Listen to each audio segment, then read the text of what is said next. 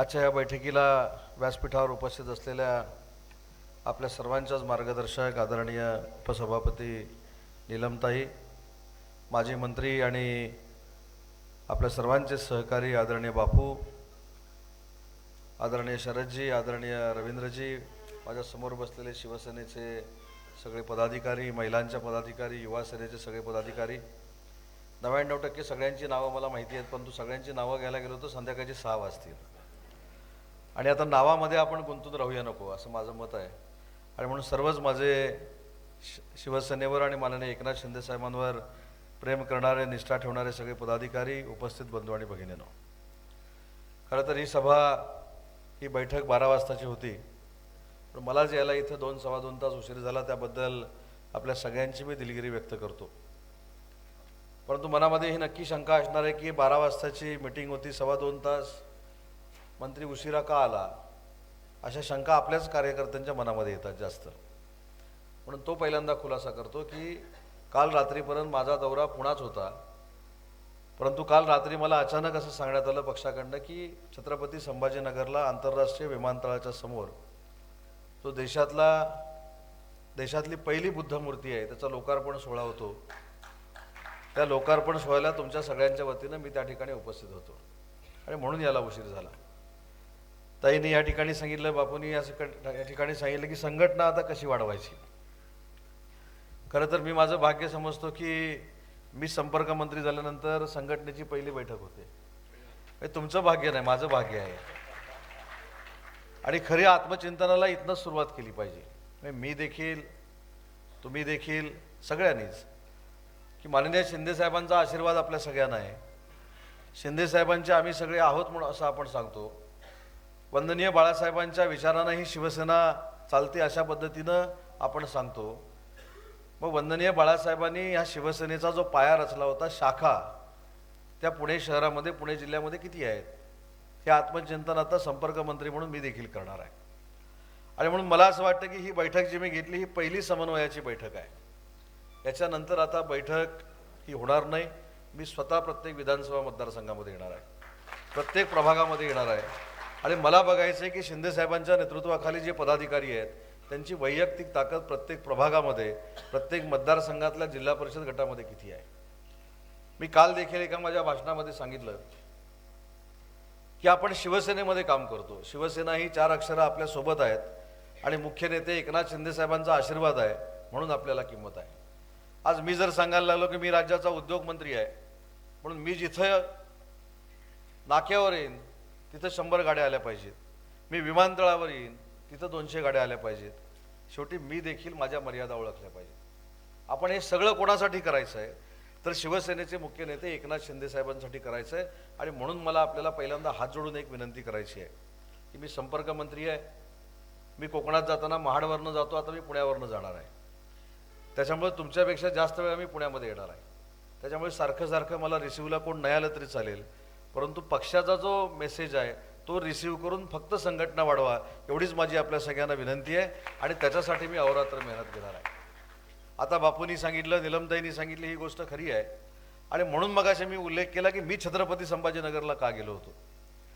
कारण पुणे हे असं शहर आहे की जिथं जे काही घडतं त्याचे चांगले वाईट पडसाद हे महाराष्ट्रामध्ये उमटत असतात. पुणे ही सांस्कृतिक नगरी आहे, पुणे ही शैक्षणिक पंढरी आहे.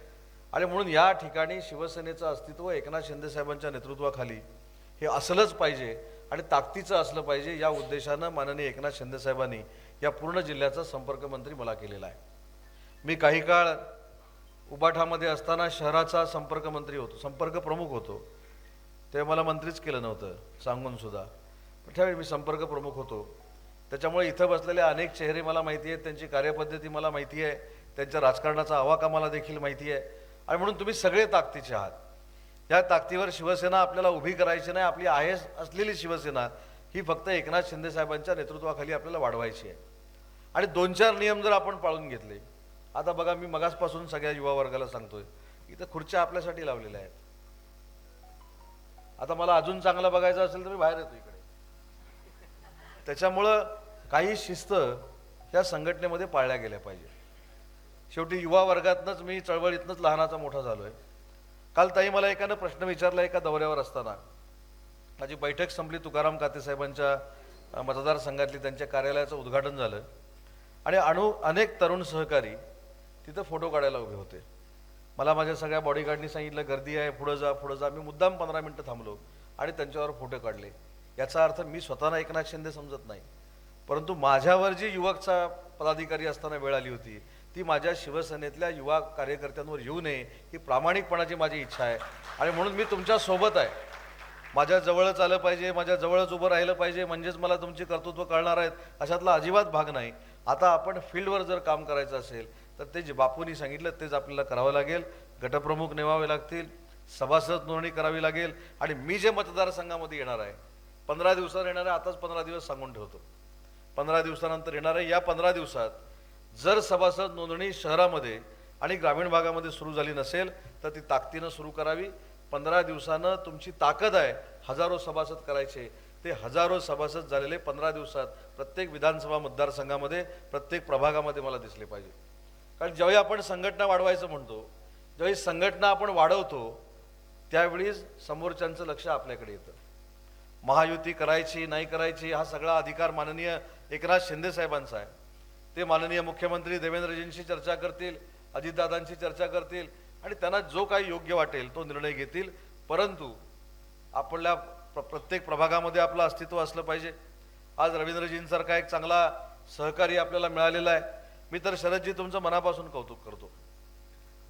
तुम्ही अपक्ष म्हणून निवडणूक लढवली आणि अपक्ष निवडणूक लढल्यानंतर पहिल्या दिवशी तुम्ही एकनाथ शिंदे साहेबांच्या शिवसेनेचे सहयोगी सदस्य झाला. मला असं वाटतं की शिवसेनेवर असलेलं प्रेम आणि एकनाथ शिंदे साहेबांवर असलेलं प्रेम तुम्ही सहयोगी सदस्य म्हणून दाखवून दिलंय.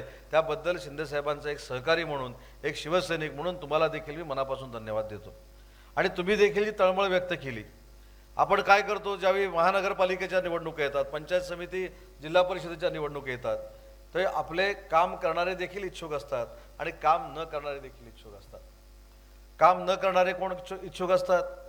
काम न करणारे जे इच्छुक असतात त्यांना इच्छुक करणारा दुसरा कोणतरी असतो. मला असं वाटतं की हे सगळं बंद झालं पाहिजे. व्यासपीठाच्या समोर पहिल्या रांगेत सगळे बसलेले जे नेते आहेत हे आमच्या तोडीचे नेते आहेत. त्याच्यामुळे त्यांच्यामध्ये देखील गटबाजी असून उपयोगाची नाही, ही माझी प्रामाणिकपणाची भावना आहे. जर आपण शिंदे साहेबांना मानतोय तर आपला एकच गट आहे, तो म्हणजे शिवसेना आणि माननीय एकनाथ शिंदे हा आपला एकच गट आहे आणि त्याच पद्धतीनं आपण काम केलं पाहिजे. आज परत सकाळी पत्रकार परिषदेमध्ये तुम्ही ऐकलं असेल की सकाळच्या पत्रकार परिषदेमध्ये असं सांगण्यात आलं की माझे जेवढे जवळचे संबंध देवेंद्र फडणवीसांशी आहेत तेवढेच माझे जवळचे संबंध एकनाथ शिंदे साहेबांशी आहेत. नक्कीच आहेत, त्याच्यामध्ये कशाला आपण दुरावा निर्माण करायचा. पण मी कुठच्या पक्षामध्ये काम करतो, मला उद्योगमंत्री कुणी केलं, मला महाराष्ट्रामध्ये फिरण्याची संधी कुणी दिली हे मला नक्की माहिती आहे आणि ते नाव म्हणजे एकनाथ शिंदे साहेब आहेत. अशी भूमिका आपण सगळ्यांनी मिळून घेतली पाहिजे. आज शिंदे साहेबांबद्दल अनेक किस्से तुम्ही ऐकले असतील, पण मागच्या 2.5 वर्षामध्ये मी रत्नागिरी, रायगड या 2 जिल्ह्यांचा संपर्क पालकमंत्री होतो आणि मुंबईसारख्या शहराचा संपर्क मंत्री होतो. साहेबांचं काम आणि साहेबांची काम करण्याची पद्धत ही आपण जर जवळून अनुभवली असेल तर मला असं वाटतं की आपण साहेबांना ताकद देण्यासाठी आपल्यातले मतभेद बाजूला ठेवले पाहिजेत, मनभेद देखील बाजूला ठेवले पाहिजेत. खरं तर पक्ष कशामुळं मागे येतो तर एक पुढं जायला निघाला की त्याचे तंगडं धरायचं आणि मागं ओढायचं, याच्यामध्ये आपला पक्ष मागे येतो. तंगडं जर धरायचंच असेल तर विरोधकांचं धरूया, त्यांना मागं खेचूया आणि आपला पक्ष पुढे नेऊया. आज एवढी ताकद आहे, आज शिंदे साहेबांच्या नावामध्ये एवढी ताकद आहे. आपलं कर्तृत्व, आपलं नेतृत्व आणि त्याला जर शिंदे साहेबांच्या कर्तृत्वाची जोड मिळाली तर आपले असंख्य नगरसेवक मुंबई महानगरपालिकेमध्ये निवडून येऊ शकतात. फक्त साहेबांनी केलेलं काम लोकांपर्यंत पोहोचवणं ही आपल्या सगळ्यांची जबाबदारी आहे. कारण शेवटी हे करत असताना फक्त आपण कामं आणायची, कामं मंजूर करून आणून परिसरामध्ये ती कामं करायची. आता आपण फक्त एकट्याचा विचार करून उपयोगाचा नाही, आपल्याला संघटना म्हणून या पुणे शहराचा, पुणे जिल्ह्याचा, पिंपरी चिंचवड महानगरपालिकेचा देखील विचार केला पाहिजे. आज अनेक लोक संपर्कामध्ये आहे, अनेक लोक मला सांगतात की शिंदे साहेबांसोबत आपल्याला काम करायचं आहे. आज मला असं वाटतं की आनंद असेल, आमचे नितीन असतील, मालुसरे असतील, या सगळ्यांनी पक्षामध्ये प्रवेश केला. ताईंनी देखील पक्षामध्ये प्रवेश केला. एक लक्षात घ्या, तुम्हाला पश्चातापाची वेळ येणार नाही. पण उशिरा आले ना तुम्ही सगळे उशिरा आले. 2.5 वर्षापूर्वी जर आला असता तर भरभक्कम शिवसेना आपण पुणे शहरामध्ये उभी केली असती आणि फार मोठी ताकद एकनाथ शिंदे साहेबांच्या मागे उभी केली असती. पण ठीक आहे, उशिरा का होईना तुम्ही सगळे आमच्यासोबत आला. पण उशिरा जरी आला असला तरी संघटनात्मक बाबीवर तुमच्यावर अन्याय होणार नाही, हा संपर्क मंत्री म्हणून मी तुम्हाला शब्द देतो. कारण शेवटी नवीन नवीन लोक आपल्याकडे रवीजी आणायची आहेत. आता रवींद्रजी देखील मला सांगत होते की अनेक मोठे मातब्बर लोक हे आमच्या सगळ्यांच्या मार्फत शिंदे साहेबांना भेटणार आहेत. या सगळ्यांना आपण एकत्र करू. पण सगळ्यांना एकत्र करत असताना पूर्वीच्या लोकांवर देखील बाळासाहेब अन्याय होणार नाही याची देखील तुम्ही चिंता करू नका. तिथं चुळबुळ सुरू झाली म्हणून म्हटलं जे जुने आहेत ते 100% जुने आहेत. ज्यांनी साहेबांना साथ दिली, साहेबांवर प्रेम केलंय, साहेबांच्या अडीअडचणीच्या वेळी सगळे जे उभे राहिलेत ते तर आपल्या जीवाभावाचेच आहेत. पण एखादा ताकदीचा कार्यकर्ता रवींद्रजी धंगेकरांचा जर आपल्यासोबत आला तर त्याच्या मागे देखील ताकद उभी करणं ही संस्कार देखील आपल्याला एकनाथ शिंदे साहेबांनी केलेले आहेत. आणि म्हणून या सगळ्यांनी एकत्र येऊन काम करण्याची गरज आहे. तुम्हाला माहीत असेल की रवींद्रजी धंगेकरांचा प्रवेश कसा झाला, कोणालाच माहीत नव्हतं. रवींद्रजी पण एवढे हुशार आहेत, ते पण मीडियाला काय काय वेगळंच सांगायचे. मला पण कधी कधी चिंता पडायची, सकाळी मला भेटले आणि संध्याकाळी असं का बोलतायत. पण त्यांनी जो शब्द दिला होता साहेबांना, आज सांगायला हरकत नाही. साहेबांनी त्यांना विचारलं तुम्हाला काय पाहिजे, मी त्याचा साक्षीदार आहे. रवींद्रजींनी सांगितलं मला काहीच नको. साहेबांनी विचारलं तुम्ही पक्षात काय येत आहे, त्यांनी एकच उत्तर दिलं, साहेब एकनाथ शिंदे ही व्यक्ती अशी आहे की ज्याच्यामुळं माझं एवढं चांगलं काम असून देखील माझा पराभव झाला. बरोबर आहे. तर साहेबांनी त्यांना विचारलं अनुभव सांगा. म्हणाले घरातल्या महिला देखील आम्हाला मत घालत नव्हत्या, त्याच्यामुळे साहेब तुम्ही एवढं चांगलं काम केलंय आणि अशा व्यक्तीला पाठिंबा देणं हे माझं मी कर्तव्य समजतो. कारण मी देखील सर्वसामान्य कुटुंबातनंच राजकारणात आलोय. म्हणून या रवींद्र धंगेकर साहेबांनी शिवसेनेमध्ये एकनाथ शिंदे साहेबांचं नेतृत्व स्वीकारलं. आपण देखील जो प्रवेश केला तो याच भावनेनं केलेला आहे. आणि म्हणून अशी टीम ज्यावेळी आपण एकत्र येऊन काम करतो.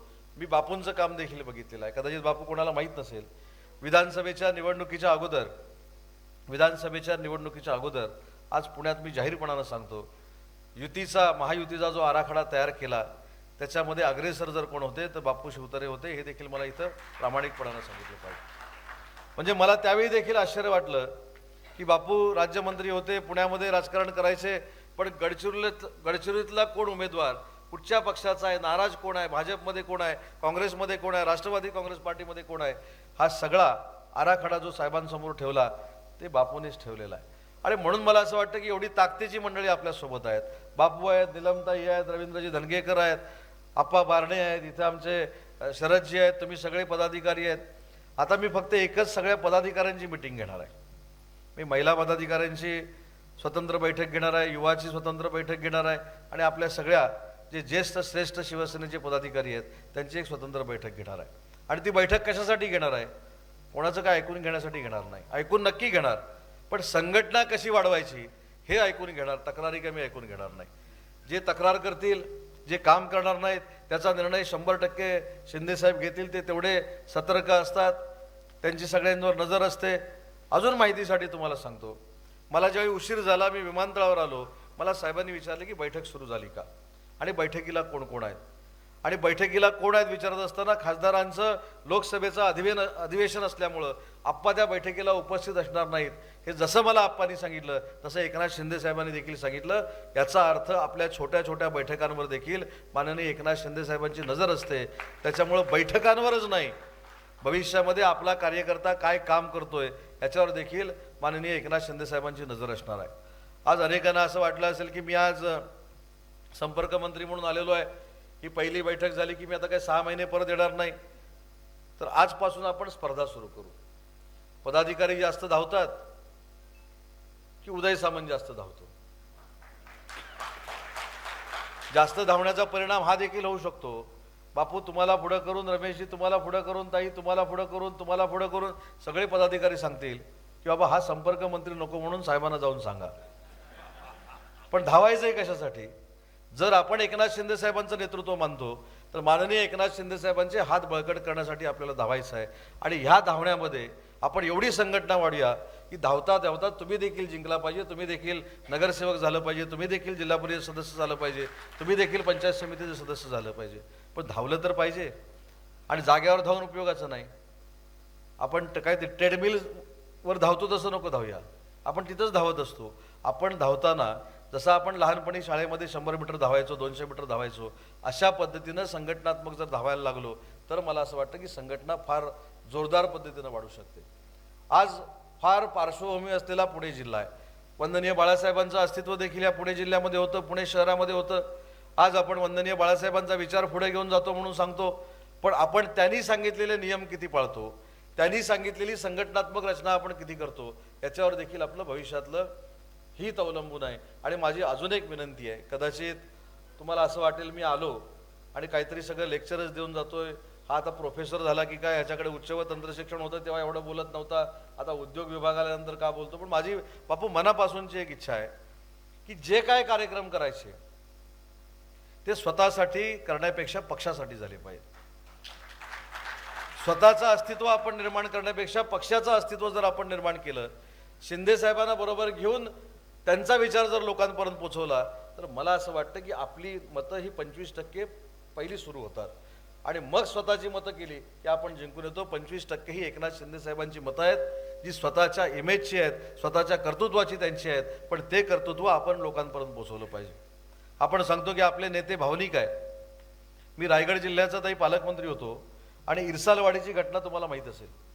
इरसालवाडीची घटना घडली, जिल्ह्याचा पालकमंत्री म्हणून मी रात्री 12 वाजता त्या ठिकाणी पोहोचलो आणि 12 वाजल्यापासून पहाटे 4 वाजेपर्यंत माननीय एकनाथ शिंदे साहेबांचा दर 15 मिनिटाला मला फोन यायचा. तिथं जी काय दुर्घटना झाली होती ती फार मोठं दुर्दैव होतं. अख्खी वाडी त्या मातीच्या ढिगाऱ्याखाली गाडली गेली होती आणि 4 वाजता मी सन्मान्य साहेबांना सांगितलं की साहेब आता तुम्ही विश्रांती घ्या, मी पालकमंत्री या नात्याने इथं आहे, तुम्हाला जी काय माहिती असेल ती मी सकाळी 6 वाजता फोन करून सांगतो. मला 5:45 वाजता उलटा सिपिनचा फोन आला की साहेब 15 मिनिटामध्ये इरसालवाडीला पोचतायत. साहेब 6 वाजता त्या ठिकाणी पोचले. 11:30 वाजेपर्यंत एकनाथ शिंदे ही व्यक्ती खुर्चीवर देखील बसलेली नव्हती.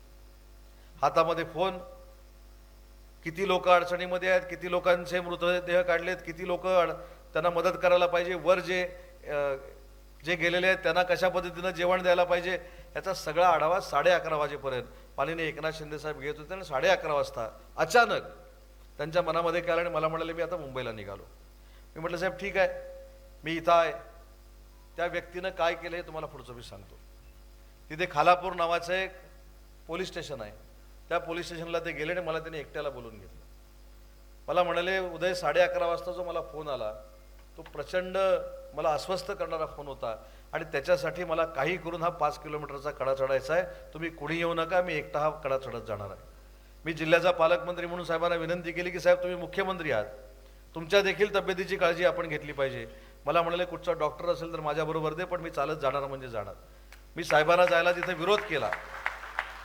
विरोध केल्यानंतर मला त्यांनी सांगितलं, याला आदितीताई तटकरे देखील साक्षीदार आहेत, त्यांनी मला सांगितलं सगळ्यांना घेऊन चहाला जा, तोपर्यंत मी पोलीस स्टेशनमध्ये विश्रांती घेतो. आणि 15व्या मिनिटाला मला फोन आला की साहेबांनी सगळा कॉन्वॉय बाजूला ठेवला, दुसऱ्याची कोणाची तरी गाडी घेतली आणि त्या 15 मिनिटांनी साहेबांनी इरसालवाडी चढायला सुरुवात केली होती.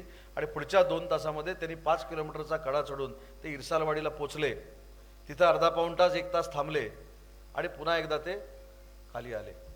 खाली आल्यानंतर मी त्यांच्या गाडीमध्ये होतो. मी साहेब म्हटलं तुम्ही जो मला किस्सा सांगितला की 11:30 वाजता तुम्हाला जो फोन आला त्याच्यामुळे तुम्हाला इरसालवाडीचा कडा चढून जायचं आहे, तो नक्की फोन काय होता. माणूस किती संवेदनशील आणि भावनाप्रधान असतो याचं मूर्तिमंत उदाहरण म्हणजे एकनाथ शिंदे आहेत. मला त्यांनी सांगितलं की उदय मला प्रांतांचा फोन आला आणि प्रांतांनी मला सांगितलं की 2 लहान मुलं ही त्या दुर्घटनेमध्ये मृत पावलेली आहेत, त्यांचे आईवडील देखील मृत पावलेले आहेत, त्यांचं नक्की काय करायचं मला कळत नाही आणि म्हणून पालक या नात्यानं 5 किलोमीटरचा कडा मी वर चढून गेलो. हे सांगणारा आपला मुख्यमंत्री होता आणि आज ते आपले उपमुख्यमंत्री म्हणून काम करत आहेत. आपण फक्त काय करतो, मी जो अनुभव घेतला या 3-3.5 वर्षामध्ये, आपण साहेबांकडे जायचं, साहेबांना इमोशनल करायचं, साहेबांकडनं कामं करून घ्यायची. कामं करून तर घेतलीच पाहिजेत. पुणे शहराचा विकास झालाच पाहिजे, पुणे जिल्ह्याचा विकास झाला पाहिजे, पण तो विकास झाल्यानंतर आपण संघटना साहेबांसाठी किती वाढवतोय हे देखील आत्मचिंतन आपण सगळ्यांनी केलं पाहिजे. असे अनेक किस्से मी जवळून बघितलेले आहेत की साहेबांनी अनेकांना मदत केलेली आहे आणि त्या अनेकांच्या मदतीचं रूपांतर मतामध्ये करून घेणं ही आपल्या सगळ्यांची जबाबदारी आहे. अजून एक मी किस्सा सांगतो. महिला भगिनी इथं आहेत. कोल्हापूरला मी एकदा साहेबांबरोबर सभेला होतो. सभा संपायच्या अगोदर 5 मिनिटं एक मुस्लिम भगिनी, जे आपण बॅरिकेड्स करतो ना, त्याच्या बाजूला येऊन उभी राहिली आणि तिच्या हातामध्ये लहान मूल होतं आणि साहेबांना ती हात दाखवत होती. साहेबांनी माईकवरनं विचारलं की ताई तुझं काम काय? तिनं सांगितलं की माझं काही काम नाही, मला फक्त तुम्हाला येऊन भेटायचं आहे. पोलिसांनी त्या महिला भगिनीला स्टेजवर आणलं. त्या महिला भगिनीनं काय केलं असेल, आपल्या हातातलं मूल तिनं साहेबांच्या हातामध्ये दिलं आणि साहेबांना सांगितलं की साहेब या मुलीचं मला बारसं करायचं आहे. तर साहेब म्हणले 6-7 महिन्याची मुलगी आहे, तू बारसं का केलं नाही? तर ती म्हणली 6-7 महिन्याची मुलगी जी वाचली आहे याचं कारण एकनाथ शिंदे आहेत आणि तुमच्या आशीर्वादानं ती वाचली आणि ती मुस्लिम धर्मीय आहे म्हणून तिचं नाव तुमच्या आशीर्वादानं वाचल्यामुळं दुआ मी ठेवते, ते तुम्ही फक्त कबूल करावं. आणि ते नाव साहेबांनी स्टेजवर ठेवलं. हा इतिहास मागच्या कुठच्याही मुख्यमंत्र्यांनी प्रस्थापित केला नव्हता, तो एकनाथ शिंदे साहेबांनी केलेला आहे. आणि म्हणून या सगळ्या गोष्टी आपल्याकडे आहेत, भावनिक गोष्टी आपल्याकडे आहेत. छत्रपती शिवाजी महाराजांवर प्रेम माननीय एकनाथ शिंदे साहेबांचं किती आहे हे आपण सगळ्यांनी बघितलेलं आहे. छत्रपती संभाजी महाराजांवरचं प्रेम बघितलेलं आहे. परवाची गोष्ट शरदजींना विचारा. शरदजी भेटले, मला साहेबांनी फोन करून सांगितलं की 1 वर्षाच्या आत शिवनिरीची जेवढी प्रवेशद्वार आहेत ती अतिशय सुसज्जपणानं MIDC मार्फत केली पाहिजेत. याचा अर्थ आपला नेता इतिहास जपणारा देखील आहे. मग सगळ्या गोष्टी जर आपल्या आहेत तर आपण का कमी पडतोय हे देखील आपण कुठेतरी ठरवून घेतलं पाहिजे. हा संतोष देशमुखचं देखील जे सरपंच मृत झाले त्यांच्या कुटुंबाला देखील घर बांधून देण्याचं काम हे माननीय एकनाथ शिंदे साहेबांनी केलं. मला असं वाटतं की सगळ्या घटकांपर्यंत पोहोचणारा आपला नेता आहे, सगळ्या घटकांना न्याय देणारा आपला नेता आहे. आणि म्हणून आपली देखील जबाबदारी आहे की पुणे जिल्ह्यामध्ये, पुणे शहरामध्ये साहेबांना अभिप्रेत असलेली संघटना भविष्याच्या कालावधीमध्ये वाढवली गेली पाहिजे.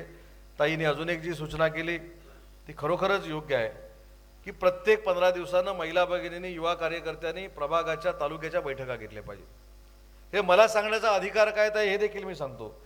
27 तारीख आम्ही ठरवलेली रत्नागिरी जिल्ह्यामध्ये. 27 तारखेला जिल्हा कार्यकारिणी, 27 तारखेला, दुसऱ्या 27 तारखेला तालुका कार्यकारिणी आणि पुढच्या 27 तारखेला जिल्हा स्तरावरच्या सगळ्या बैठका. या 3 महिन्याचा आम्ही शेड्यूल ठरवून घेतलेला आहे. आणि दर महिन्याच्या 15 तारखेला जो शाखा प्रमुख आहे त्यानं काही जरी काम नसलं तर ज्या ठिकाणी शाखा उघडलेल्या तिथं कार्यकर्त्यांना चहाला बोलवा, एवढ्या माझ्या इन्स्ट्रक्शन आहेत. आणि म्हणून मी आज तुम्हाला शब्द देतो की ज्यावेळी रत्नागिरी जिल्ह्याची जिल्हा परिषद लागेल, 56 जागा आम्ही लढणार आहेत, 45 पेक्षा जास्त जागा या शिवसेना जिंकलेल्या असतील. याचं कारण उदय सामंत नाही, याचं कारण संघटना आहे, याचं कारण संघटनात्मक काम करणारे पदाधिकारी आहेत. शरदजी परवा शिमग्याला माझ्याकडे आले होते. शरदजींना विचारा, कारण शेवटी संघटना जर स्ट्रॉंग असेल, संघटना जर मजबूत असेल तर नेत्याला देखील समाधान मिळतं आणि आपल्याला देखील काम केल्याचं समाधान मिळतं. आणि म्हणून जास्त वेळ तुमचा मी घेणार नाही. आज पुण्यामध्ये आपली ही पहिलीच बैठक आहे. मी माझं पूर्ण शेड्यूल पुढच्या 15 दिवसानंतरचं सगळ्या नेते मंडळींची चर्चा करून तुमच्यापर्यंत पोचवेन. परंतु आजपासून कुठच्याही परिस्थितीमध्ये पुढच्या 15 दिवसात सभासद नोंदणीचे कार्यक्रम मला प्रभागनिहाय, तालुकानिहाय जे पदाधिकारी विद्यमान आहेत त्यांच्याकडनं मला दिसले पाहिजेत. माझा मोबाईल नंबर देखील आपल्याकडे मी देतो. आपण सगळ्या पदाधिकाऱ्यांचा, शहरापासून, पिंपरी चिंचवडपासून ग्रामीण भागाच्या सगळ्या शहरांचा एक व्हॉट्सअप ग्रुप करू. त्याच्यामुळे सगळे मला कोण कार्यक्रम करतायत, कोण नाही करतायत हे देखील कळेल. आणि जरी पाठवले नाही तरी माझी यंत्रणा एवढी पुण्यातली सक्षम आहे की कोण पदाधिकारी काम करतोय आणि कोण नाही करतोय एवढं मी नक्की शोधून काढू शकतो. कारण माझं कॉलेज जीवन देखील पुण्यामध्येच गेलेलं आहे. त्याच्यामुळे सगळा गल्लीबोळ मला पुण्याचा माहिती आहे. त्याच्यामुळे ती देखील चिंता करण्याची आवश्यकता नाही. आणि म्हणून फसवू नका. माझी विनंती आपल्याला एवढीच आहे. आज आपण कदाचित पक्ष म्हणून फसवू शकतो, पण ते आपण स्वतःला फसवतोय याचं आपलं सगळ्यांना भान असलं पाहिजे. कारण आपण ज्यावेळी साहेबांना रिसीव्ह करायला जातो, साहेबांना नाक्यावर कुठेतरी स्वागत करायला जातो, तर एवढ्या गर्दीनं जातो. पण साहेब येऊन गेल्यानंतर ती गर्दी तशीच पक्षाची राहिली पाहिजे, तशीच संघटनात्मक कामकाज झालं पाहिजे. हे देखील करण्याची जबाबदारी आजपासून आपण स्वीकारूया. आजपासून आपण कामाला लागूया. सगळ्या नवीन जे प्रवेश केलेले पदाधिकारी आहेत त्यांचं मनपूर्वक पक्षामध्ये स्वागत करतो. जुन्यांचं देखील सगळा मान सन्मान ठेवूनच त्यांच्याकडे लक्ष दिलं जाईल. त्याच्यामुळे तुमच्याकडे कोणाकडे दुर्लक्ष होणार नाही. आणि मला अतिशय चांगली एक सूचना जिल्हा प्रमुख बाळासाहेबांनी इथं चांदेरीने केलेली आहे की प्रत्येक विभाग तुमचा विधानसभा क्षेत्रनिहाय संपर्क प्रमुख नेमा. आता संपर्क प्रमुख नेमण्याचा फायदा पण आहे आणि तोटा पण आहे. तुम्हाला सांगून ठेवतो, संपर्क प्रमुख जर संघटनात्मक चांगलं काम करणारा असेल तर थेट तुमच्याकडे येऊन संघटना वाढवतो. आता आपल्याच असं नाही, सगळ्याच पक्षाची ही सिस्टीम आहे. काही ठिकाणी निरीक्षक नाव आहे, काही ठिकाणी संपर्क प्रमुख नाव आहे, काही ठिकाणी संपर्क नेते नाव आहे. पण त्यांचा दौरा पहिले 2-3 दिवस गाजतो आणि नंतर 2-3 दिवस गाजतो. मग त्यांना गाडी कुठची लागते हे तुम्हाला बघावं लागतं. ते 3 स्टारला राहणार की 4 स्टारला राहणार हे तुम्हाला बघावं लागतं. त्याच्यामुळे संपर्क प्रमुख नेमताना काळजीनं नेमले गेले पाहिजेत. सुदैवानं ती प्रथा आपल्या पक्षामध्ये नाही. पण पूर्वी आपल्या सगळ्यांना माहिती आहे, काही संपर्क प्रमुख जे होते त्यांनी हॉटेलची लिस्ट देखील पदाधिकाऱ्यांकडे पाठवली होती. ह्या हॉटेलशिवाय मी राहत नाही, ह्या गाडीशिवाय मी येणार नाही, मी विमानानं आल्यानंतर हीच मला गाडी पाहिजे. असला आपल्या पक्षात चालणार नाही. त्याच्यामुळे जे संपर्क प्रमुख विधानसभेवर काम करतील ते देखील तळागाळातलेच असले पाहिजेत आणि खऱ्या अर्थाने एकनाथ शिंदे साहेबांचा विचार हा खालपर्यंत पोहोचवणारे असले पाहिजेत. नाही एक मार्मिक गोष्ट आता ताईंनी सांगितली, ते आपल्याकडे देखील सुरू व्हायचं की तलाठी, सर्कल, तहसीलदार. आता पुरंदर एअरपोर्ट होतोय, काही लोक तिकडेच जाऊन बसतील. आता एवढी 5,000 एकर जमीन एक्वायर करायची आहे, आपला जिल्हा पुरंदरच आहे म्हणून तुम्हाला जास्त त्रास होईल. तर माझं म्हणणं हे सगळं करूया आपण. स्वतःच्या पायावर उभं राहण्यासाठी जे जे काही करावं लागेल ते आपण प्रामाणिकपणानं करू, पारदर्शकपणानं करू. कारण स्वतःच्या खिशातला पैसा घालून संघटना वाढवण्यापेक्षा स्वतः जर कष्ट केलेत, स्वतः जर अजून काही केलं, स्वतः जर उद्योगधंदे केलेत आणि त्याच्यातनं स्वतःचं संघटना वाढवली तर ते देखील एक समाधान वेगळं असतं. परंतु संघटना वाढवत असताना इन्कम सोर्स आपण कसा क्रिएट करतोय याच्यावर देखील आपल्या पक्षाचं हित अवलंबून असतं. आणि म्हणून मला असं वाटतं की संपर्क प्रमुख देखील आपण नेमू. संपर्क प्रमुख आता जिल्ह्याचे, पिंपरी चिंचवडचे, पुणे शहराचे देखील साहेबांशी मी चर्चा करणार आहे. परंतु कुठच्याही पदाधिकाऱ्याचा, सर्वसामान्य कार्यकर्त्याला, शाखा प्रमुखाला, गटप्रमुखाला त्रास होणार नाही अशा पद्धतीची दक्षता आपण प्रामाणिकपणाने घेतली पाहिजे. आणि बापू, जाता जाता पुन्हा एक उल्लेख करतो की आपल्याला सर्वसामान्यातला सर्वसामान्य माणूसच पदाधिकारी करायचा आहे. त्याचा उल्लेख तुम्ही रवींद्रजींचा केला. म्हणजे मी त्यांच्या निवडणुकीचं उदाहरण, अजय बापू इथं उदाहरण देतो, रमेश पण होता माझ्याबरोबर. आम्ही इकडे आलो प्रचाराला आणि हे महाशय उभे होते. आम्ही 2-3 दिवस राहिलो. नाना पण मानगरे इथे असतील, त्याला पण हा किस्सा माहिती आहे. आणि मग ज्यावेळी आमच्या लक्षात आलं की रवींद्र धंगेकर हे काम आम्हाला आवडणार नाही, त्यावेळी मग काही लोक शिंदे साहेबांकडे आली आणि साहेब म्हणाले की साहेब, रवींद्र धंगेकर जोरात आहेत, कसं काय करायचं. शिंदे साहेबांनी 15 मिनिटांमध्ये सांगितलं की रवींद्र धंगेकरच निवडून येणार आहे. हे ऐकणारे देखील यातले काही पदाधिकारी होते. आणि म्हणून मला असं वाटतं की सर्वसामान्य माणूस देखील विधानसभेमध्ये कसा जाऊ शकतो हे इथं रवींद्र धंगेकरांनी दाखवलंय. आणि नांदेडला बालाजी कल्याणकर नावाचे आपले एक आमदार आहेत, दोघेही सेम आहे. तुम्ही यांची टॅक्ट तुम्हाला सांगतो. हे पाईपलाईन मधनं जसं पाणी फिरतं तसं हे मोटरसायकल घेऊन फिरतात. मी बालाजी कल्याणकरच्या मतदारसंघामध्ये गेलो होतो आणि बालाजी कल्याणकरना ताई मी विचारलं की तुझ्या निवडून येण्याचं गमक काय, तुझ्या सभेला लोक कमी. ते म्हणले साहेब काय काळजी करू नका, मी निवडून येणार. किती हुशार कार्यकर्ते असतात बघा, त्याला मी 100% मार्क दिले. म्हणले पाणी सोडणार आहे, त्याच्यावर जर चांगलं लक्ष असेल आणि तो चांगला मित्र असेल तर आपण निवडणूक जिंकू शकतो. मग तो काय करायचा, तर पाणी सुटलं की जसं पाईपलाईन मधनं पाणी जातं तसा मोटरसायकल घेऊन प्रत्येकाच्या घरात जायचा. ताई पाणी आलं ना, ताई पाणी, मावशी. म्हणजे ताईला आणि मावशीला वाटायचं की बालाजी कल्याणकरच पाणी घेऊन आलाय. त्याच्यामुळे ही जी राजकारणातली संवेदनशील टॅक्ट आहे ही रवींद्रजी धंगेकरांकडे देखील आहे आणि बालाजी कल्याणकरकडे देखील. आणि मला असं वाटतं की कार्यकर्त्यानं असं जर समरस होऊन काम केलं तर आपली संघटना आहे त्याच्यापेक्षा 10 पट व्हायला वेळ लागणार नाही. आणि तीच शुभेच्छा मी आपल्या सगळ्यांना देतो. याला मला उशीर झाला त्याबद्दल आपल्या सगळ्यांची दिलगिरी व्यक्त करतो. आणि एकनाथ शिंदे साहेबांचे हात बळकट करण्यासाठी आपण आजपासून जोमाला लागूया एवढीच विनंती करतो आणि थांबतो. जय हिंद, जय महाराष्ट्र. एबीपी माझा, उघडा डोळे बघा नीट.